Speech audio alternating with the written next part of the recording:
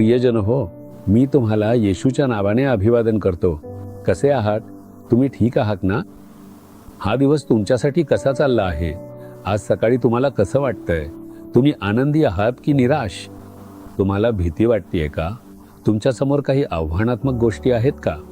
तुम्ही असं विचारता आहात का की दिवसाची गरज आणि समस्या सकाळी उठताच डोळ्यासमोर येतात? काय करावं? त्यांना जाऊ द्या. येशू तुमच्या सोबत आहे आणि ते पुरेसं नाही का? तो तुमच्यासाठी नाही का? मग तुम्ही का घाबरावं आणि अस्वस्थ व्हावं? धैर्य ठेवा. आज काहीही घडलं तरी ते चांगल्यासाठीच होईल, कारण येशू तुमच्या सोबत आहे. तुम्हाला माहित आहे का त्याचं वचन काय सांगतं? यशाया अध्याय 58 वचन 9. तू हाक मारशील ती परमेश्वर ऐकेल. तू धावा करशील तेव्हा तो म्हणेल, हा मी आहे. तुम्ही हाक मारताच परमेश्वर तुम्हाला उत्तर देईल. जर तुम्ही त्याला हाक मारून म्हणाल, येशू मला काय करावं हे कळत नाही, कृपया मला मदत कर, तर तो लगेच उत्तर देईल. तुम्ही म्हणू शकता, मी सतत हाक मारतो पण काहीच प्रतिसाद मिळत नाही. मी या व्यक्तीला फोनवरून वारंवार कॉल करतो, रिंग जाते, पण तो माझा कॉल उचलत नाही. मला त्याच्याशी तातडीने बोलायचं आहे, पण तो कॉल उचलत नाहीये. मी सकाळी, दुपारी आणि संध्याकाळी त्याला कॉल करून पाहिलं. मला कारण माहीत नाही, पण मला वाटतं तो मुद्दामच माझा कॉल उचलत नाहीये. पण तुम्ही परमेश्वराला हाक मारलीत तर तो लगेच कॉल उचलेल. तो तुमच्या हाकेला उत्तर देईल. माझा मुलगा किंवा मुलगी मला हाक मारत आहे, कारण त्यांना काहीतरी सांगायचं आहे, म्हणूनच तो लगेच उत्तर देईल. जेव्हा तुम्ही रडता आणि म्हणता, प्रभू मी काय करू, माझ्यासोबत कोणीच नाही, मी एकटाच राहिलो आहे, तो लगेच म्हणेल, मी आहे ना, मग घाबरतोस का? जेव्हा घरी मुलांना कोणीच सापडलं नाही तर ते खूप घाबरून रडायला लागतात. आई आई. ते वडिलांना अजिबात शोधत नाहीत, तर फक्त आपल्या आईलाच मोठ्याने हाक मारतात. जसा लहानग्याचा आवाज आईला ऐकू येतो तशी ती म्हणते, मुली मी इथे आहे, मुला मी इथे आहे, रडू नको, आई इथे आहे. आई बोलताच मुलगा किंवा मुलगी शांत होतो, कारण त्यांना माहीत असतं की आई जवळ आहे. याचप्रमाणे प्रभू म्हणतो, तू रडशील आणि मी म्हणेन, मी इथे आहे.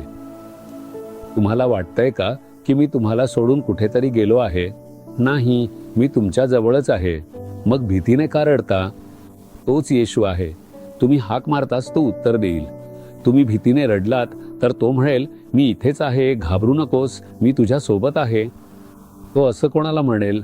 तुम्ही मागील ओळी वाचल्या तर तुम्हाला कळेल.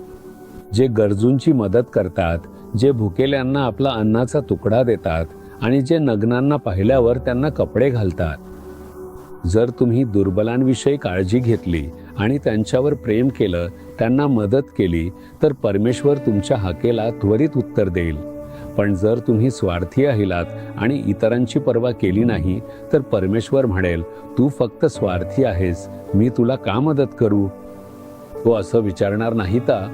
म्हणूनच परमेश्वर म्हणतो, भुकेल्यांना अन्न द्या, नग्नांना कपडे द्या, जे दडपले गेले आहेत आणि नम्र आहेत त्यांना मदत करा. तुमच्या आजूबाजूला बघा, असे कितीतरी लोक आहेत.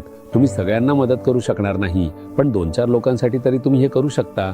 तुम्ही एखाद्या विधवेला, संघर्ष करणाऱ्या कुटुंबाला किंवा एखाद्या मुलाला मदत करू शकता, त्यांच्या शिक्षणात मदत करू शकता किंवा त्यांना कपडे देऊ शकता. जर तुम्ही दुःख भोगणाऱ्यांना थोडीशी मदत केलीत तर परमेश्वर ते पाहिल आणि आनंदी होईल. मग तुम्ही हाक मारताच तो उत्तर देईल. जेव्हा तुम्ही ओरडून म्हणाल, अरे मला काय करावं कळत नाही, तेव्हा तो म्हणेल, घाबरू नकोस, मी तुझ्यासोबत आहे, तुम्हाला ती आवाज ऐकू येईल.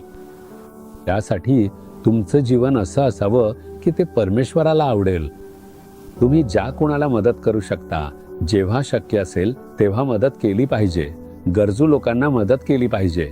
तुम्ही असं कराल का? यावर्षी तुम्ही किती लोकांना मदत केली आहे? किती विधवा, गरीब आणि गरजू लोकांना तुम्ही थोडीशी मदत केली आहे? परमेश्वर तुमच्याकडून मोठ्या गोष्टी करण्याची अपेक्षा करत नाही. तो फक्त एवढंच सांगतो की जे शक्य आहे ते करा. त्यांच्या गरजेच्या क्षणी ही मदत त्यांना दिलासा आणि आनंद देईल. काही विधवांना अशी मुले आहेत ज्यांना शिकवण्याची त्यांची ऐपत नाही. तुम्ही त्यांच्या फी भरून किंवा त्यांच्यासाठी पुस्तके विकत घेऊन मदत करू शकता. थोडीशी मदत. जेव्हा आपण इतरांची काळजी घेतो तेव्हा परमेश्वर आपली काळजी घेतो.